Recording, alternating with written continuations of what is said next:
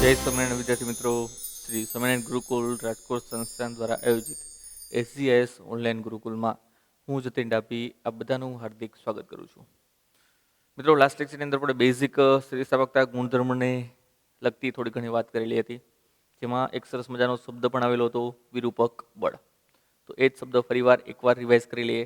ધારો કે મિત્રો, આ કોઈ આપણી પાસે સ્થિતિસ્થાપક ગુણધર્મ ધરાવતો પદાર્થ છે, એટલે કે સ્પ્રિંગ છે. હવે આ છેડો ફિક્સ છે અને આ છેડો મુક્ત છે. આને કોઈ બાહ્ય બળ લગાડવામાં આવે તો પદાર્થના પરિમાણમાં ફેરફાર થાય, એટલે આકાર બદલાય, લંબાઈ વધે, બધી જ વસ્તુ થાય. તો એ જે સ્થિતિ નવી બનેલી છે એને વિરૂપણ કહેવાય, પદાર્થનું વિરૂપણ. વિરૂપિત સ્થિતિ કહેવાય. જે બાહ્ય બળ લગાડેલું છે જેના લીધે આવું વિરૂપણ ઉત્પન્ન થયું, બાહ્ય બળના લીધે જ વિરૂપણ ઉત્પન્ન થયું ને મિત્રો, તો એ બાહ્ય બળને કહેવાય મિત્રો વિરૂપક બળ. તો અહીંયા આપણે એને અનુરૂપ એ કે જ્યારે કોઈ પદાર્થ ઉપર વિરૂપક બળ લાગેલું હોય, એટલે બાહ્ય બળને હવે આપણે બોલશું વિરૂપક બળ. જ્યારે કોઈ પદાર્થ ઉપર વિરૂપક બળ લાગેલું હોય ત્યારે બે મહત્વની રાશિનો અભ્યાસ કરવામાં આવતો હોય છે. એક છે પદાર્થમાં જોવા મળતી વિકૃતિ અને બીજી વસ્તુ છે પ્રતિબળ. વિકૃતિ શબ્દ રિલેટેડ એવો છે કે કોઈ પદાર્થમાં કોઈ પણ જાતનો ફેરફાર થાય તો તેને વિકૃતિ કહી શકાય. આ દેશી અને સાદો મિનિંગ છે. પણ વિકૃતિ ખરેખર શું છે કે જ્યારે કોઈ પદાર્થ ઉપર તમે બાહ્ય બળ લગાડો છો, એટલે કે વિરૂપક બળ લગાડો છો, ત્યારે તેના પરિમાણમાં ફેરફાર થાય છે. તો પરિમાણમાં થતો ફેરફાર પણ મૂળ પરિમાણની સાપેક્ષે, કોની સાપેક્ષે? મૂળ પરિમાણની સાપેક્ષે. એને કહેવાય છે વિકૃતિ. તો મિત્રો લખીએ, વિકૃતિ એટલે શું છે, જેની સંજ્ઞા આપણે એપ્સિલોન વડે આપીએ છીએ. તો વિકૃતિ એટલે મિત્રો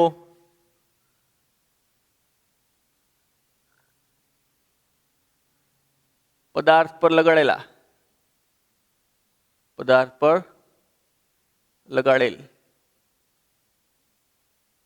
વિરૂપક બળની અસર હેઠળ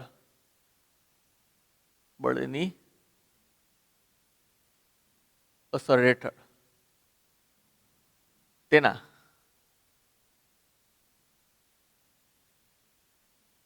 પરિમાણમાં થતા આંશિક ફેરફારને શું કહે છે મિત્રો? વિકૃતિ કહે છે. જ્યારે કોઈ પદાર્થ વિરૂપક બળની અસર હેઠળ હોય, એટલે કે બાહ્ય બળની અસર હેઠળ હોય, ત્યારે તેના પરિમાણ એટલે શું મિત્રો? લંબાઈ, પહોળાઈ, ઊંચાઈ, કદ, આકાર, આ બધા પરિમાણ જ કહેવાય.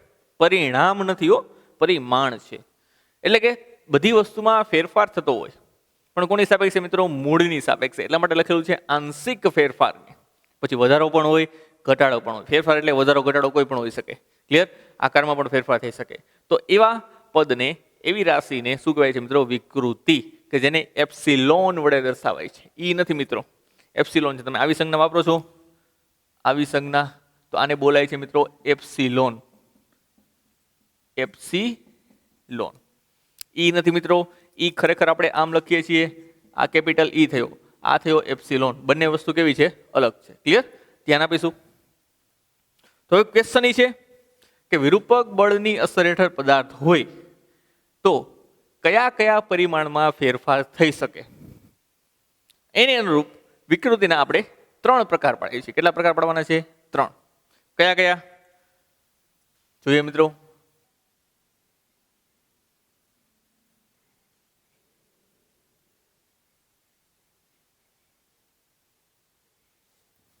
પદાર્થના કયા કયા પરિમાણ? તો કે એક તો લંબાઈ, એક તો કદ અને એક તો આકાર.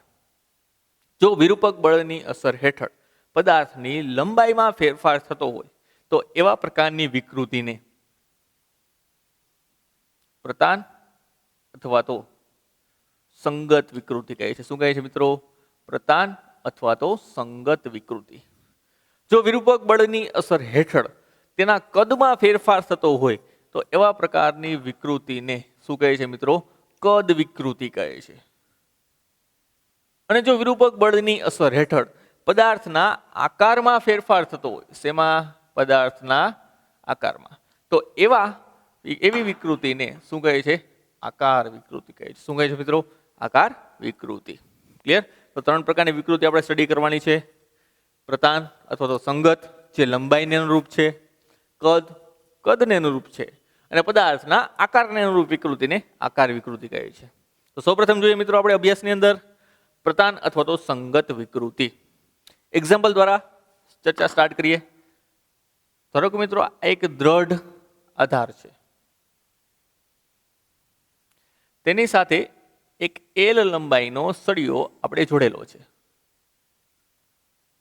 આ છે એલ લંબાઈનો સળિયો, એટલે કે આની મૂળ લંબાઈ કેટલી છે મિત્રો? એલ છે.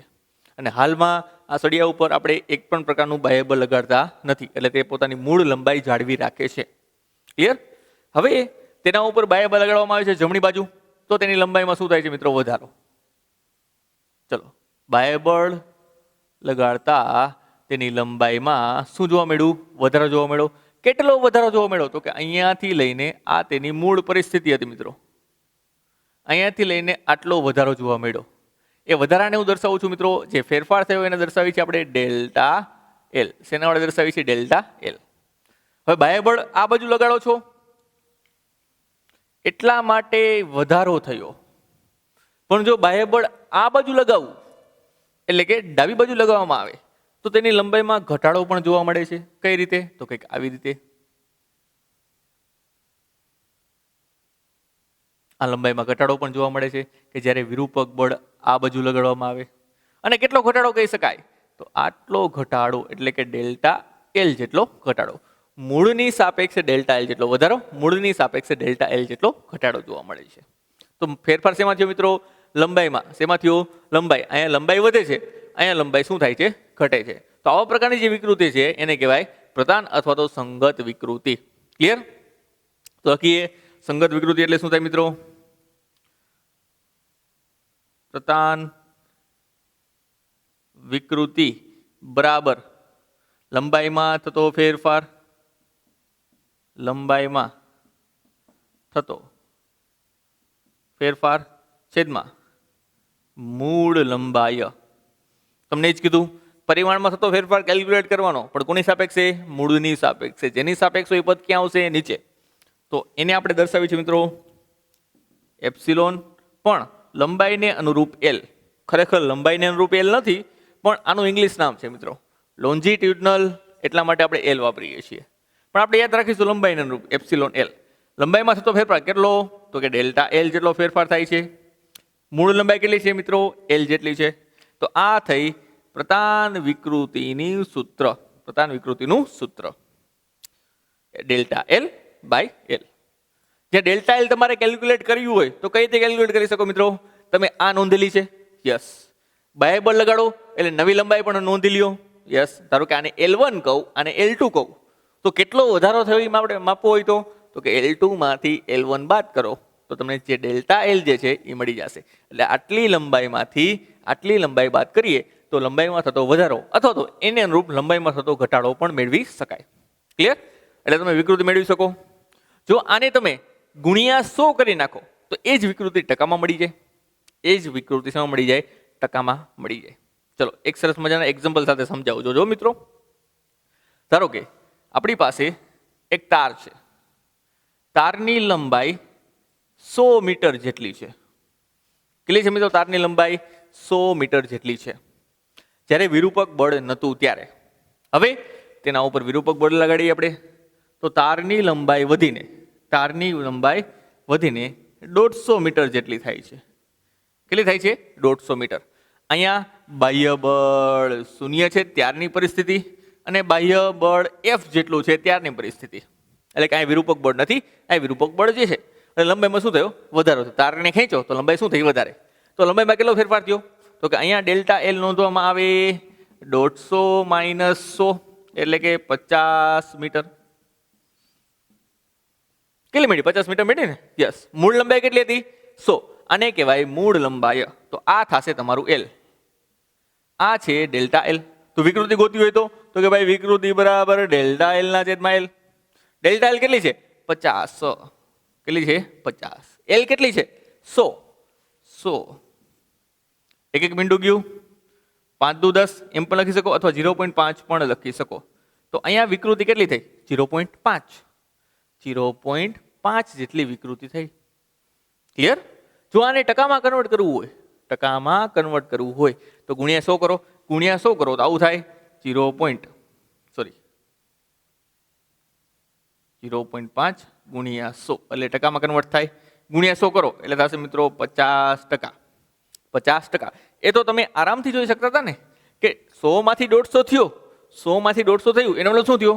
મૂળ લંબાઈના 50% જેટલો શું થયો? વધારો થયો. તો એ જ આન્સર તમને છેલ્લે મળે છે. તો ટકાવારી ગોતો, એના મતલબ શું થયો? ટકાવારી ગોતશો એટલે વધારે આઈડિયા આવશે કે મૂળ લંબાઈના આટલા ટકા વધારો થયો. મૂળ લંબાઈ તો છે જ, પ્લસ મૂળ લંબાઈના કેટલા ટકા વધારા થયા? તો કે 50% જેટલો વધારો થયો. એટલે 100માં 100ના 50% ઉમેરો એટલે કે 50 ઉમેરો એટલે 150 મળે. ક્લિયર? તો આ રીતે તમે વિકૃતિ મિત્રો ટકાવારીમાં પણ કેલ્ક્યુલેટ કરી શકો છો. જો ટકાવારીમાં વિકૃતિ કેલ્ક્યુલેટ કરો, ટકાવારીમાં વિકૃતિ કેલ્ક્યુલેટ કરો તો એ વિકૃતિને પ્રતિશત વિકૃતિ કહેવાય છે. શું કહેવાય છે? પ્રતિશત. અને ખાલી વિકૃતિ કહેવાય જો બંને બાજુ 100 વડે ગુણી નાખું તો એ જ વિકૃતિનું નામ બદલાઈને શું થઈ જશે? પ્રતિશત વિકૃતિ થઈ જશે. ક્લિયર? ચલો તો પછી આપણે મૂળ ચર્ચામાં આવી જઈએ. આ તો એક સરસ મજાનું એક્ઝામ્પલ હતું.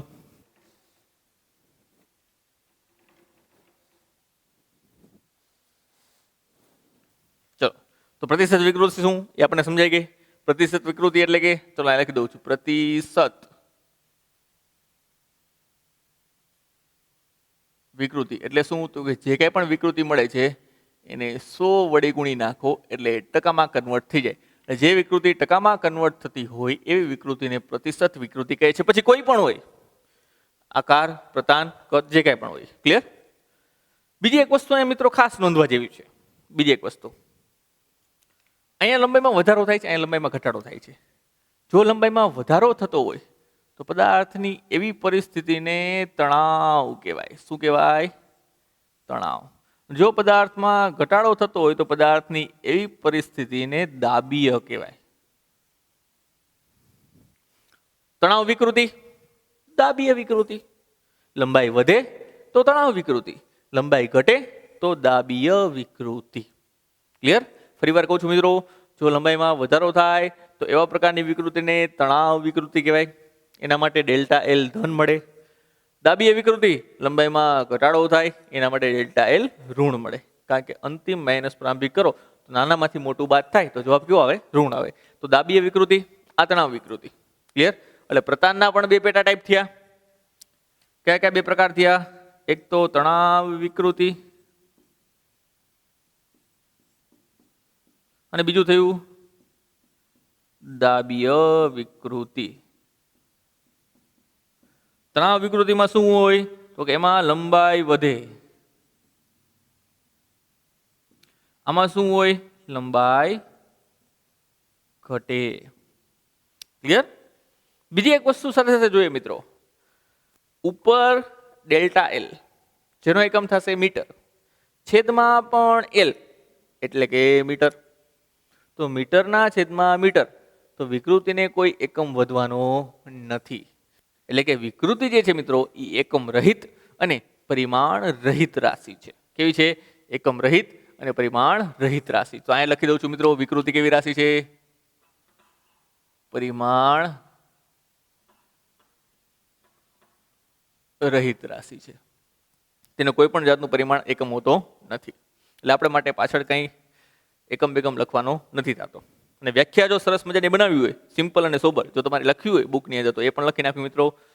ખાલી આટલોમાં જ, પદાર્થ પર લગાડેલ વિરૂપક બળની અસર હેઠળ તેની લંબાઈમાં, પરિમાણ જગ્યાએ શું વાપરશું આપણે? લંબાઈમાં. તેની લંબાઈમાં થતા આંશિક ફેરફારને શું કહે છે મિત્રો? પ્રતાન અથવા તો સંગત વિકૃતિ કહે છે. ક્લિયર? આથી લંબાઈને અનુરૂપ ચર્ચા. હવે આપણે નેક્સ્ટ ચર્ચા કરવી છે મિત્રો બીજા પ્રકારની વિકૃતિ એટલે કે કદને અનુરૂપ. પદાર્થના કદમાં ફેરફાર થતો હોય પણ આ એક સરસ મજાની ચોખવટ છે. જોજો, આપણી પાસે એક સરસ મજાનો સમઘન છે. કદ એટલે કે લંબાઈ પણ હોવી જોઈએ, પહોળાઈ પણ હોવી જોઈએ, ઊંચાઈ પણ હોવી જોઈએ, તો જ કદ ધરાવતો હોય પદાર્થ. એટલે કે ત્રણેય પરિમાણ હોવા જોઈએ, લંબાઈ, પહોળાઈ અને ઊંચાઈ. લંબાઈ એક અક્ષિસ ભેગું કરે, ઊંચાઈ બીજી અક્ષિસ અને પહોળાઈ ત્રીજી અક્ષિસ, એક્સ વાય અને ઝેડ. એટલે ત્રિપરિમાણમાં રહેલો ઘન પદાર્થ કહેવાય. તેનું મૂળ કદ ધારો કે વી છે મિત્રો. શું છે મૂળ કદ? વી. આ છે તેની લંબાઈ એલ, આ છે તેની પહોળાઈ બી, આ છે તેની ઊંચાઈ એચ. હવે જ્યારે આને બધી બાજુએથી કદ વધારવાનું છે મિત્રો, કદમાં ફેરફાર કરવાનું છે, માત્ર લંબાઈ પહોળાઈ કે ઊંચાઈમાં નહીં. માત્ર લંબાઈ કરવું હોય તો એક જ સાઈડથી ખેંચો, માત્ર પહોળાઈ કરવું હોય તો એક જ સાઈડથી ખેંચો, ઊંચાઈ કરવું હોય તો એને અનુરૂપ ખેંચો. ક્લિયર? પણ ત્રણેયમાં એક સાથે ફેરફાર કરવો છે તો લંબાઈને લંબરૂપે બળ લગાડવું પડે, પહોળાઈને પણ લંબરૂપે બળ લગાડવું પડે અને ઊંચાઈને પણ લંબરૂપે બળ લગાડવું પડે.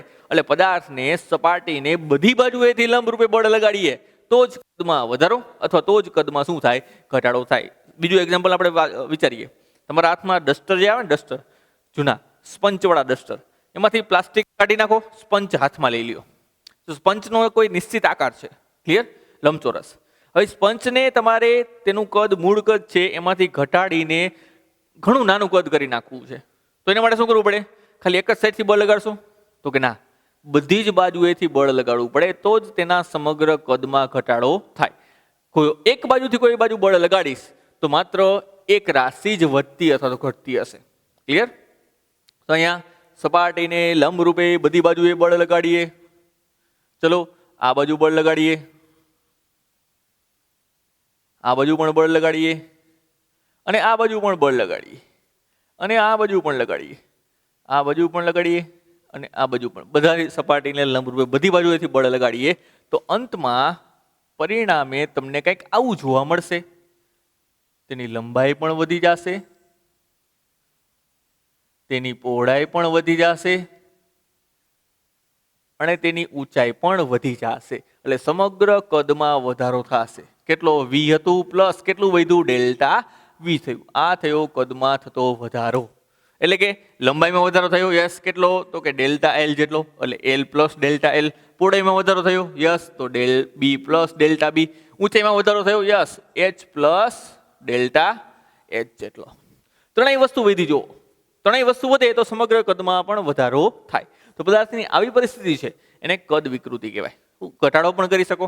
એક્ઝામ્પલ તરીકે સ્પંચ છે મિત્રો, સ્પંચ એને પાણીમાં ડૂબાડી દો તો એનું કદ છે ને ઘટી જાય. એટલે કોઈ પદાર્થને તરલમાં ડૂબાડવામાં આવે ને તો તેના કદમાં ઘટાડો થાય. કેમ? અને અમુકમાં વધારો પણ થાય. હા, ખાસ કરીને આપણે એક નાનકડી એવી પ્લાસ્ટિક રબર જેવી ગોળીઓ આવે, ક્લિયર? એકદમ નાનકડી ઝીણી ઝીણી ઝીણી આવે. તમે એને પાણીમાં થોડાક દી રાખો ને તો એ મોટી થઈ જાય. થાય છે નથી થતી? એનો મતલબ શું? પાણી દ્વારા, તરલ દ્વારા એ પદાર્થની સપાટી ઉપર બધી જ બાજુએ લંબરૂપે બળ લાગતું હોય તો જ તેના કદમાં કાં તો વધારો કાં તો કદમાં શું થાય? ઘટાડો થાય. ક્લિયર?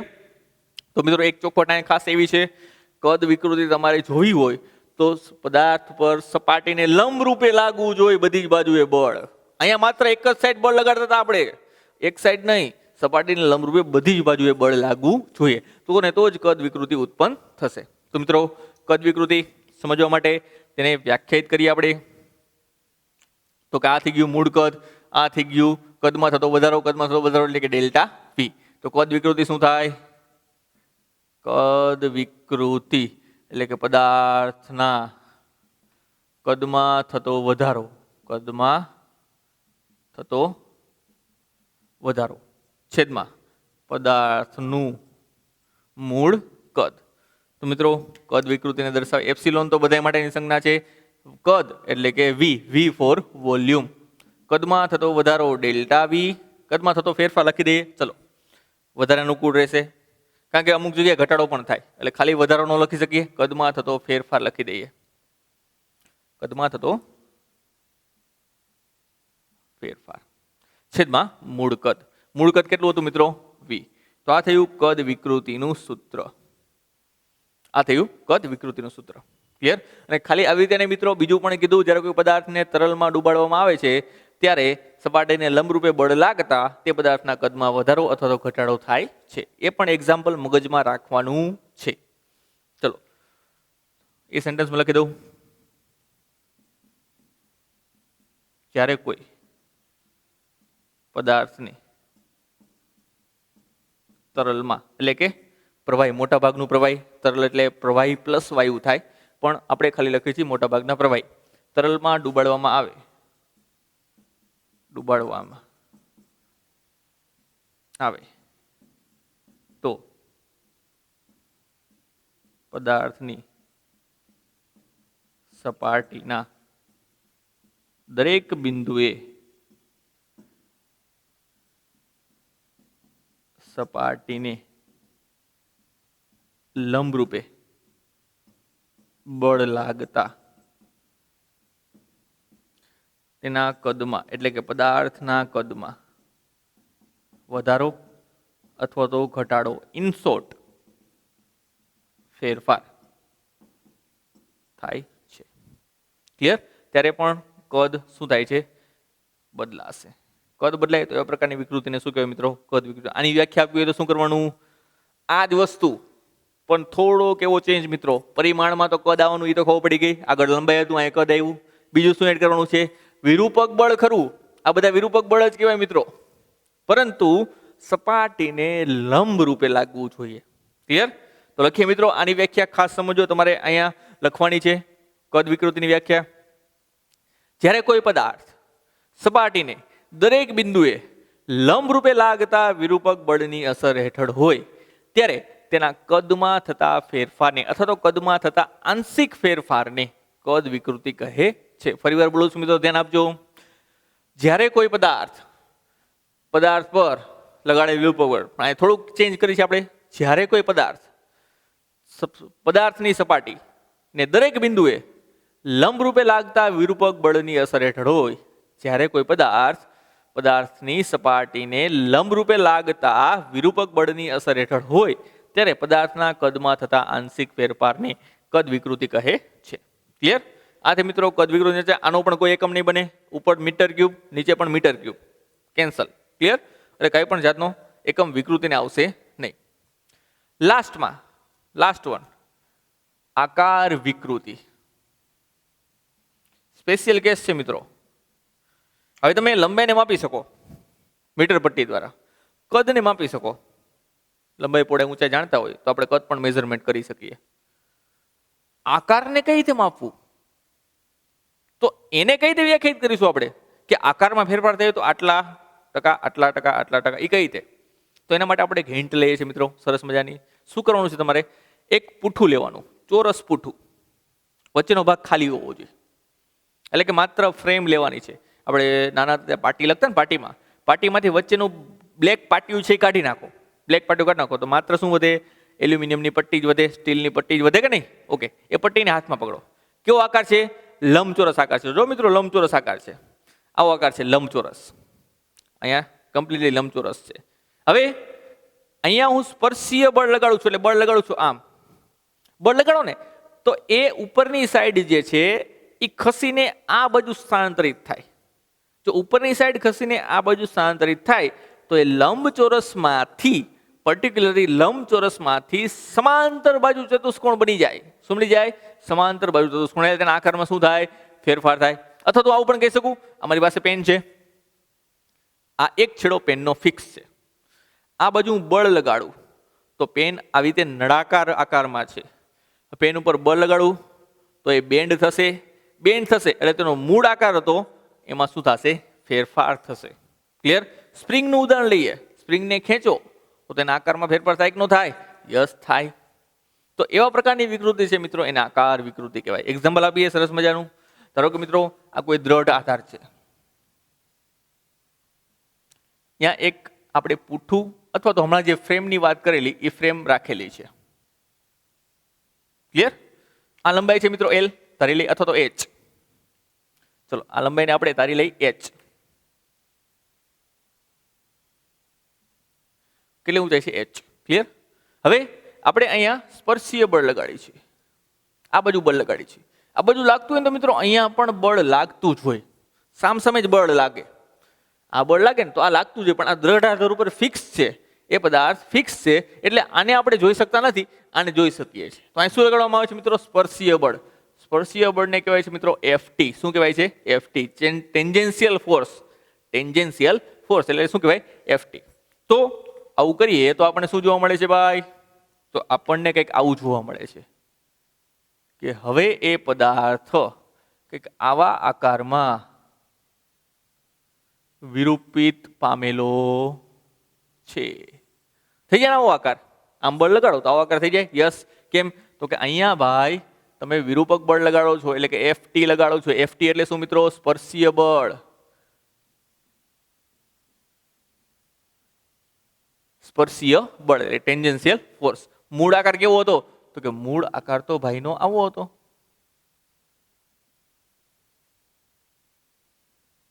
આવો હતો મૂળ આકાર. મૂળ આકારમાંથી ચેન્જ થઈ ગયો એટલે ઉપરની જે સાઈડ છે મિત્રો, સાઈડ, એ સાઈડ અહીંયા હતી, ત્યાંથી ખસીને આટલું સ્થાનાંતર થયું. કેટલું સ્થાનાંતર થયું? ધારો કે સ્થાનાંતર હું નોંધી લઉં છું આટલું, જેને હું ડેલ્ટા એક્સ કહી દઉં. આ તો એચ એમના એમ જ રહેશે. ક્લિયર? અને એને અનુરૂપ અહીંયા કંઈક મૂળ સ્થાનથી સ્થાનમાં ફેરફાર થયો એટલે કંઈક એંગલ બન્યો. મૂળ આવું હતું, ખસીને અહીંયા સ્થાનાંતરિત થયું એટલે કંઈક એંગલ બન્યો. Yes, theta. જેમ વધારે બળ લગાડશો મિત્રો, એમ ડેલ્ટા એક્સ પણ વધશે અને થીટા પણ વધશે. એટલે કે અત્યારે આ જગ્યાએ છે, જો બળ હજી વધારે લગાડવામાં આવે તો એ સ્થાનાંતર થોડુંક આ બાજુ હજી થશે, આ બાજુ થશે, તો ડેલ્ટા એક્સ પણ વધી ગયું અને ખૂણો પણ વધી ગયો. તો પછી અહીંયા વિચાર આવ્યો કે અહીંયા આપણે આકાર વિકૃતિને થીટા અને ડેલ્ટા એક્સના સ્વરૂપમાં રજૂ કરીએ તો. ક્લિયર? કારણ કે એને કોઈ બીજી રીતે પરિમાણ દ્વારા માપી નથી શકાતું, બીજી કોઈ રાશિ દ્વારા માપી શકાતો નથી. તો અહીંયા મિત્રો આકાર વિકૃતિની કોઈ સ્પેશિયલ પરિમાણવાળું સૂત્ર નહીં આવે. અહીંયા આકાર વિકૃતિ, આ જે કાટકોણ ત્રિકોણ બને છે, નાનકડો કાટકોણ ત્રિકોણ, એને અનુરૂપ જ વ્યાખ્યાયિત કરવામાં આવશે. ધારો કે આ કાટકોણ ત્રિકોણમાં હું ટેન થીટા લગાવી દઉં. શું લગાવી દઉં? Ten theta. તો ટેન થીટા બરાબર શું થાય? સામેની બાજુ થશે ડેલ્ટા એક્સ છેદમાં પાસેની બાજુ એટલે કે એચ. તો આ થઈ મિત્રો આકાર વિકૃતિ. આ થઈ આકાર વિકૃતિ. અને જો ખૂણો નાનો હોય તો તમે ટેન થીટાની જગ્યાએ લગભગ થીટા પણ લખી શકો છો. એટલે ઇન શોર્ટ કાં થીટા લખો કાં ટેન થીટા લખો. આ તો આવશે તે delta X by H. Delta X એટલે કે બાજુનું જે સ્થાનાંતર થાય છે, સ્થાનાંતરનું મૂલ્ય, અને હાઇટ એટલે કે જેની મૂળ લંબાઈ હતી એચ. તો આને વ્યાખ્યાયિત પણ મિત્રો અલગ રીતે કરવામાં આવે છે. ખાસ સાંભળજો, આને કઈ રીતે વ્યાખ્યા આપવામાં આવે છે. એક પરિમાણમાં ના હોય તેવા, દ્વિપરિમાણમાં છે ને પદાર્થ, તો કે યસ, એક પરિમાણમાં ના હોય તેવા પદાર્થ પર સામસામે લગાડેલ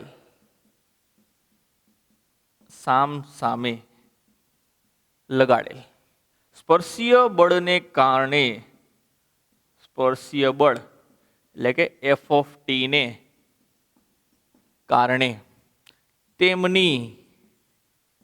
તેમની સપાટી વચ્ચે સાપેક્ષ સ્થાનાંતર થાય છે. સાપેક્ષ સ્થાનાંતર, જેને આપણે ડેલ્ટા એક્સ કહીએ છીએ, સાપેક્ષ સ્થાનાંતર થાય છે. જેના પરિણામે ઉદ્ભવતી વિકૃતિને શું કહેવાય છે મિત્રો? આકાર વિકૃતિ કહે છે. જેના પરિણામે ઉદ્ભવતી વિકૃતિને શું કહે છે મિત્રો? આકાર. એટલે કે સ્પર્શીય બળ લગાડો એટલે તેની સપાટી જે છે એ સ્થાનાંતરિત થાય, એના અનુરૂપ જે વિકૃતિ ઉત્પન્ન થાય એટલે આકારમાં ફેરફાર થાય. એ આકારમાં થતા ફેરફારને શું કહે છે મિત્રો?